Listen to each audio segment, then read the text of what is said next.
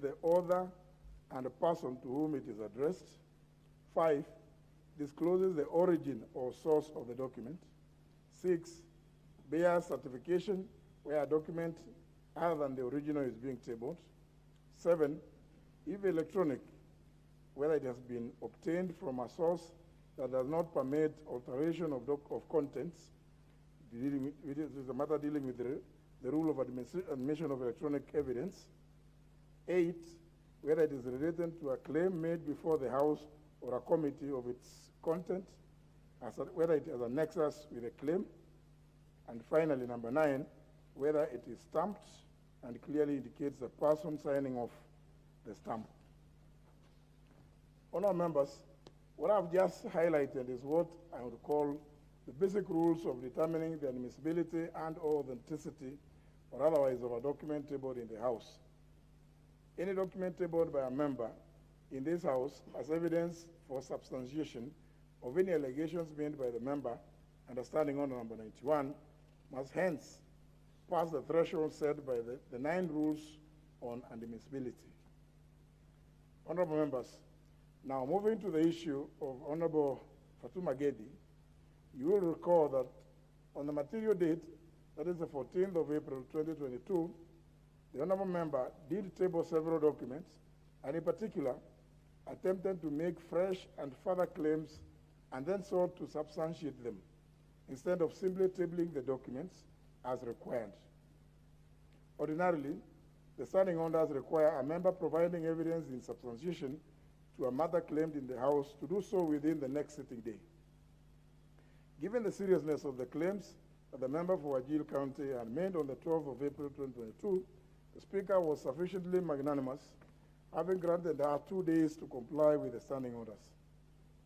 Whenever a member is required to avail evidence to substantiate a claim already made, the sequence of events is that he or she tables the evidence, the Speaker confirms authenticity and admissibility before any member proceeding to make further reference to the paper laid or to use them as evidence. Indeed, this is also the same sequence in a judicial proceeding. However, the Honourable Member failed to comply with this requirement. The Honourable Member therefore forfeited the opportunity to do so as set out by the standing orders. In view of the foregoing, the matter is spent in terms of Standing Order number 91, and there shall be no further substantiation by the member or debate on it. Honourable members, with respect to the documents that were tabled by the Honourable Fatuma Gedi, I note that they consisted of newspaper printouts, photographs, and certified court judgments, or a self-written statement by the Honourable Member, and other uncertified papers. In particular, I note that the court judgment did not bear any certification, and the documents tabled did not also relate to the claims made before the House by the Honourable Fatuma Gedi. Hence, their content lacks a nexus with the claims she made in the House. In this regard, therefore, Honourable Members, I rule that the documents are inadmissible for failure to meet the threshold set by the rules of admissibility that I have outlined above. Consequently, I direct that the documents tabled by the Honourable Member during the sitting of the House on 14th of April 2022 be expunged from the records of the House forthwith. I also direct the clerk to return the documents that the Honourable Member purported to table to her at an appropriate time. To this end, this matter is spent in terms of Standing Order number 91, and there shall be no further substantiation by the Honourable Member or further debate on it. Honourable Members, allow me to, however, caution all members against making claims or allegations in this House which the claimant cannot substantiate. You will indeed observe the Standing Order, that Standing Order number 91, subsection 2, provides that a member who is unable to substantiate allegations made in the House within the next sitting day is deemed to be disorderly within the meaning of Standing Order number 107, and hence it would be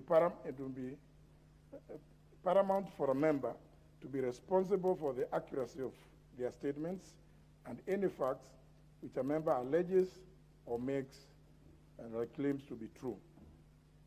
Honour members, further allow me to also caution members against making allegations which amount to discussing the conduct of a person whose removal from the office requires a decision of this House without a substantive motion. Indeed, you will recall that during the sitting of the House on 14th of April 2022, the member for Yatta, the Honorable Charles Kilonzo, did make reference to the provision of Standing Order number 87 and reminded the House of the need to propose a substantive motion if a member intends to discuss the conduct of a person whose conduct requires sanction by this House. Honour members, for avoidance of doubt, Standing Order number 87, subsection 1, requires that any member who wishes to discuss and or refer adversely to the conduct of a person whose removal from office requires a decision of this House should only do so through a specific substantive motion of which at least 3 days' notice has been given. It is clear from this that the direction the Honorable Fatuma Gedi was taking this House to would circumvent the procedure laid out in Standing Order number 87 by discussing the conduct of a person without a substantive motion. Honour members, now moving on to the case of the member for Embakasi East. You recall that on the particular day, I did order the member to withdraw from the chamber for the rest of the day owing to his disorderly conduct. However, the member declined. Honour members, it was clear that the member's conduct was gross and unbecoming.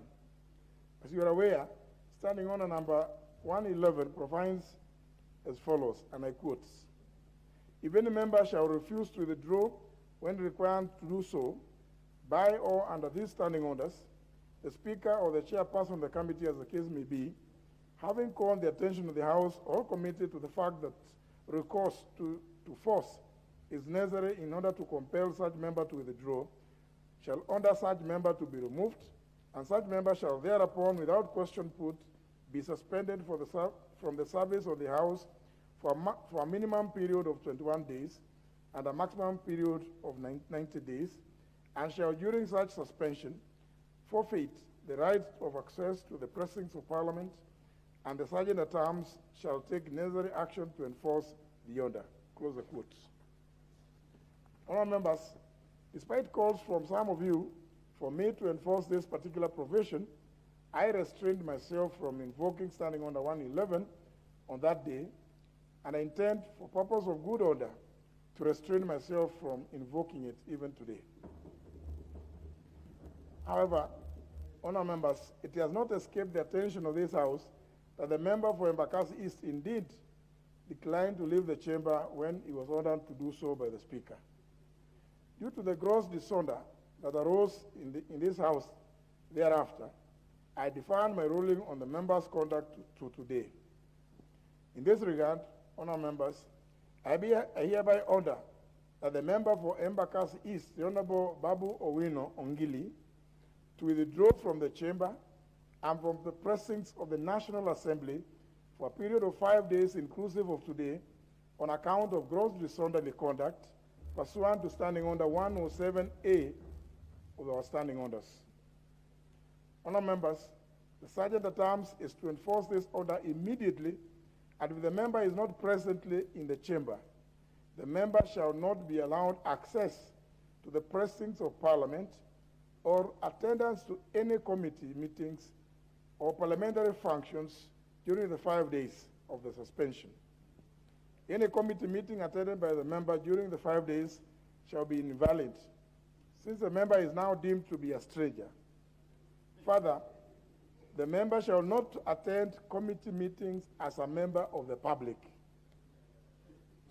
Finally, honourable members, may I draw the attention of the House, and in particular to the House leadership on both sides, that this part of the session has 4 weeks comprising of 16 days only, unless the House, by resolution, decides to increase. The following critical business with the statutory timelines will need to be considered and passed by this House within those 4 weeks. Number one being the budget estimates for the financial years 2020-2023, the Appropriations Bill 2022, the Finance Bill 2022, and the County Allocation of Revenue Bill 2022. In addition to these statutory pieces of legislation, none of members, the House Business Committee has accorded priority to other pieces of legislation, including the Huduma Bill 2021, the Children Bill 2021, the Universities Amendment Bill 2021, the National Disaster Risk Management Bill 2022, the Persons with Disabilities Bill 2021, the Public Finance Management Bill 2022, elections-related regulations from the Independent Electoral and Boundaries Commission, debt-related regulations from the National Treasury, as well as a number of individual members' bills and approval of appointments to certain state offices. I may also wish to draw the attention of the House to the fact that the House Business Committee has considered in its today's meeting and approved a proposal that only bills, private members' bills that do not concern county governments will be given priority, since if they concern county governments, as you may well expect, they are likely to die in the other house, even if they are passed by this house. And therefore, to allow members who have legislative proposals that do not concern counties an opportunity to have them considered by the House during this short period. Honourable members, whereas I'm cognizant that politics is now at center stage due to the forthcoming general elections, members should refrain from bringing to this House their political differences or use the floor of the House to advance their political agendas, hence causing disorder in the House. At this stage of the election cycle, honourable members, politicking should be a preserve of our political rallies and not the floor of the House. Indeed, it will not be possible for the pending business of the House to be considered in a disorderly and chaotic House. Honourable members, allow me to caution that as the representatives of the people, the pending business of the House that I have just highlighted is certainly one which is of huge significance to the people you represent. It is hence paramount that you conclude all the pending business before the House adjourns sine die. Honourable members, I also wish to emphasize that it is incumbent upon the House leadership on both sides to secure the maintenance of decorum in the House. At this end, as your Speaker, and indeed this is the position of the entire Presidium, allow me to reiterate that we shall not allow continuity of a sitting in which disorder and chaos is instigated by the same members who expect the Speaker to marshal and ensure that consideration of such business is expedited. The House is accordingly guided. And with regard to the member for Embakasi East, the Sergeant at Arms is instructed to ensure the member does not gain entry even to Continental House, County Hall, or into the precincts of this compound, even using the Senate gates.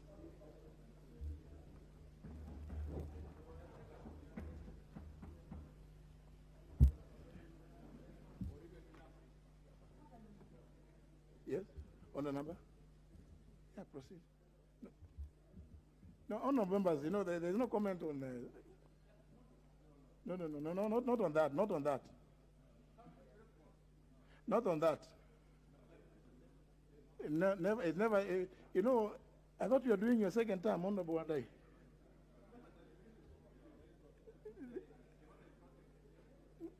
No, that one is over.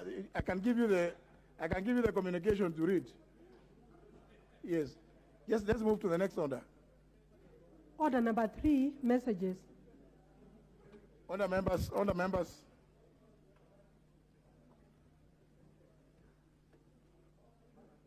Members taking your seats. Take your seats. Take your seats. Take your seats.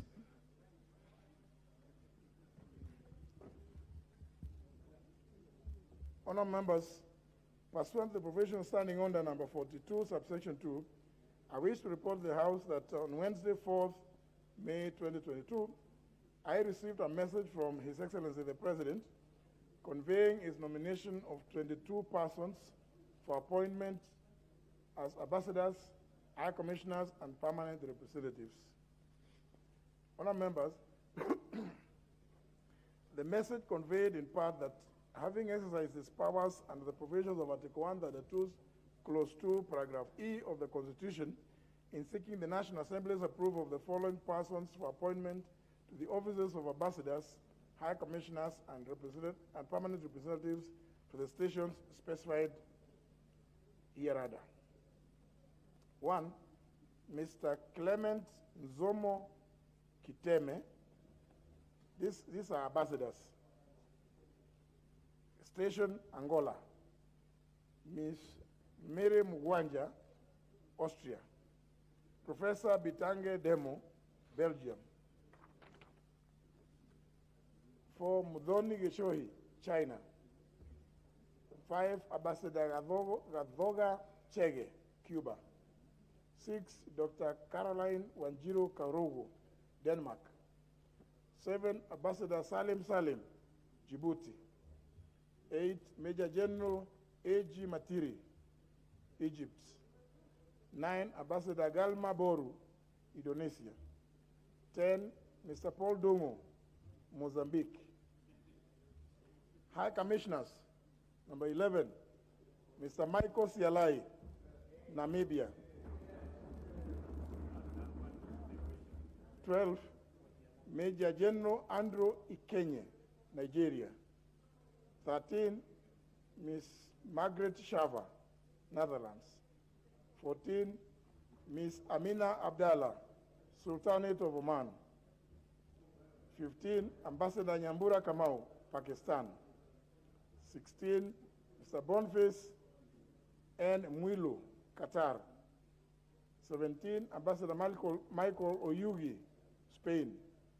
18, Major General retired Thomas Chapkuto, Somalia. 19, Mr. Leonard Boyo, Turkey. 20, Major General retired George Owino, Uganda. Permanent representatives.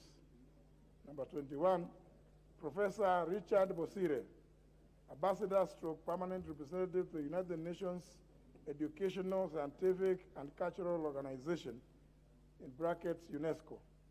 And finally, 22, Major General retired Charles Getwai, Ambassador stroke permanent representative to the Intergovernmental Authority for Development, in brackets IGAD.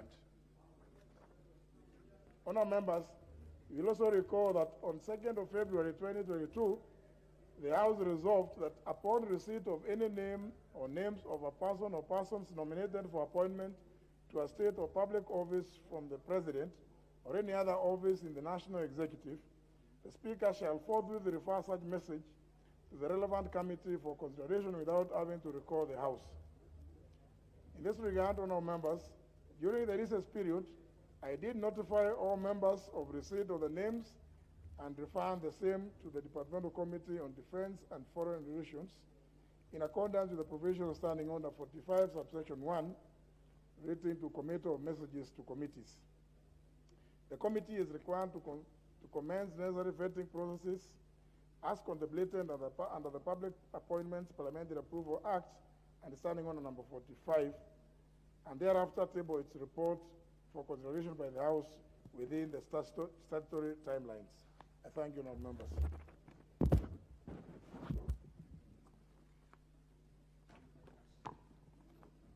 Order number 4, petitions. Order number 5, papers. Leader of the majority. Thank you, Honourable Speaker. So I lay these papers.